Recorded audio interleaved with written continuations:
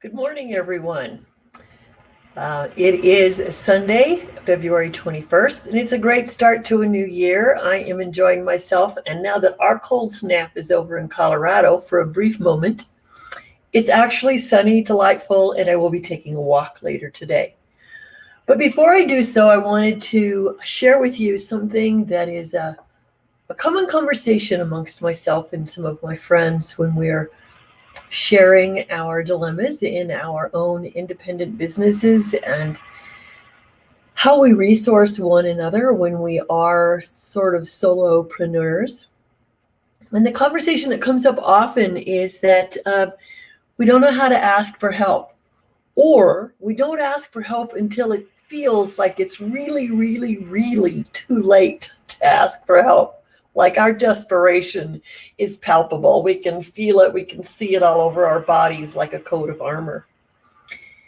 And there's just a number of reasons that we've not learned to ask for help, because there's an equation of ask for help equals weak. And actually, I was listening to Brene Brown and having conversations with other people in some of her great videos. And what I found, good morning, everyone. How are you? Join me in comments if you'd like.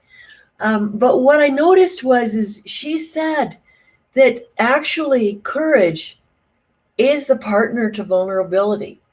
If you value courage, which I do, that the moment you ask for help, reveal your vulnerability, not cry and whine and moan, but really just ask for help. Hey, I'm clueless. What do I do here? Then you're actually demonstrating courage. Now, it may not feel like it because, the old heart just wants to break apart a little bit and get us out of our trouble and our problems. But, and it wants to hide sometimes, but we can't. If we really want to move forward in our businesses and make them successful, then we have to do that. So I'll share with you an example from my experience of not asking for help. And it was a tough road. So I've been in business with my partner about 3 years. We purchased a business that had a nice book of business. And a big part of this business belonged to a developer. It had actually been his company that we purchased. And we had gotten ourselves up to a nice, healthy staff of about 8. And we were just humming along, doing really, really well. And he had a health crisis. And he decided he was going to sell everything, and he yanked all the management right away, just one day, overnight, didn't honor his agreement. Had we planned for something like that? No, that's great contingency planning, and I don't know that a lot of us have that kind of forethought. But we were extremely vulnerable. So what did we do? Well, it was interesting. We just worked harder, which wasn't always the smartest thing to do. Good morning, everyone. We went out, and I was at the office at 5:30 every morning, and I started eating fast food for every meal. And all of a sudden, in 3 months, I'm doubled over on the floor of my office with cramps. My office staff is looking at me like, what is going on? Oh, by the way, we'd already let go half of our staff, moved out of our office into her husband's small space in front of his yard where he did construction work. So now we're half staff and we're cramped. So we're in there from 5:30, and I'm there usually till about 8:30 at night. And finally I go to the doctor and I say, I think I need help. Now I'm not just talking about the medical help, but she said, you know what? Stress is eating away at your insides. Well, that made sense. And she says, what are you eating? And I explained to her, and she says, well, you have to stop all of that right now if you really, really, really value your health. Well, I did. So I stopped, and I had to pay a little more attention to me. But that's not the end point of the story. The end point of the story was 2020 hit. Bam! What do I do for business? Look at me. I'm a people person. I do trade shows. I'm out there talking to people. I love to do face-to-face networking. I was having 5 or 6 coffees a week.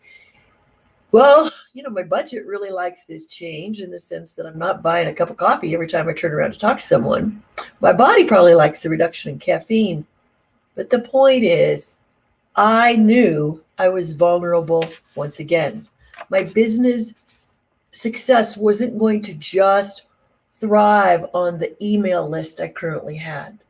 I needed new leads. I needed new people in my life. I needed new conversations. And actually, as skilled as I am in having face-to-face conversations and being an intuitive and asking questions of people when they reveal something to me with their face, I couldn't transfer those skills to Messenger or to Facebook. And I didn't understand the strategies that were out there. So I started asking all my friends, what are you doing? What are you doing? Well, some were doing funnels for leads, but they were also developing a training program to go with it. And I thought, well, I don't want to do that. I'm a good trainer. I give away my skills to my one team that I have, and I sell my skills to others. So it's like, no, that wasn't quite where I wanted to go.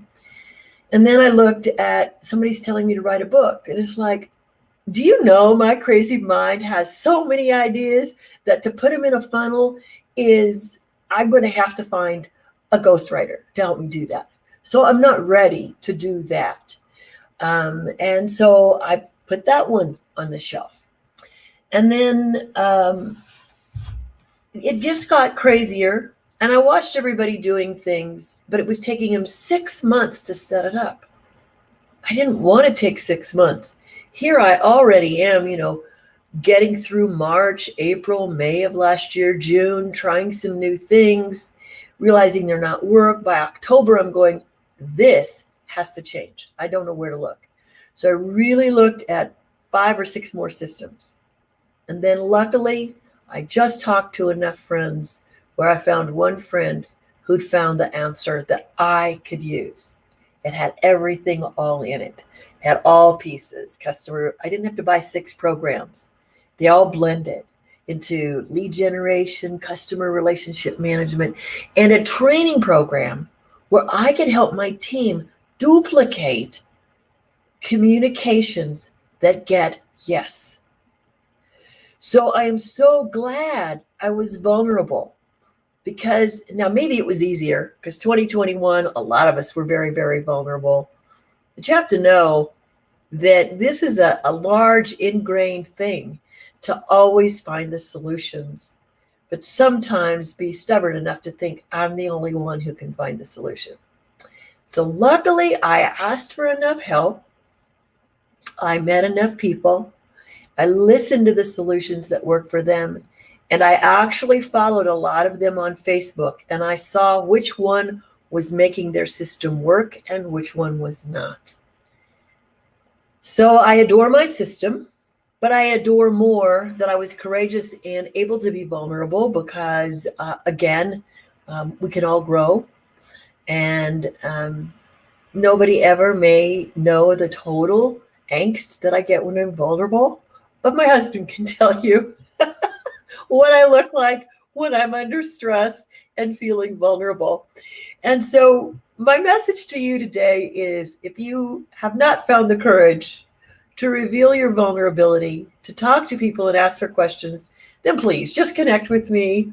Let me help you get over that little hurdle. And let's see if there are some solutions for you, especially if you're trying to online market. But more than that, if you're just on a hurdle, like your health isn't maximized, maybe I can connect you with some resources. Last week, I connected 2 strangers that I know on Facebook to 2 other people that I'm acquainted with on Facebook. So that friends word is rather interesting. And actually, they all got together. I think there was 3. So I'm one of those eclectic people that can connect you. So if you're vulnerable, you're ready to put on your courage coat, doesn't have to have any emblem on it at all, then it's time you and I connect. So my phone number is 719-964-2268. I am Marla Copal on Facebook Messenger. Friend me, and let's get going, and let's see how you can help your 2021 be way better than 2020.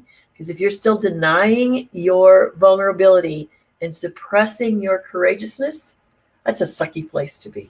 See you, everybody.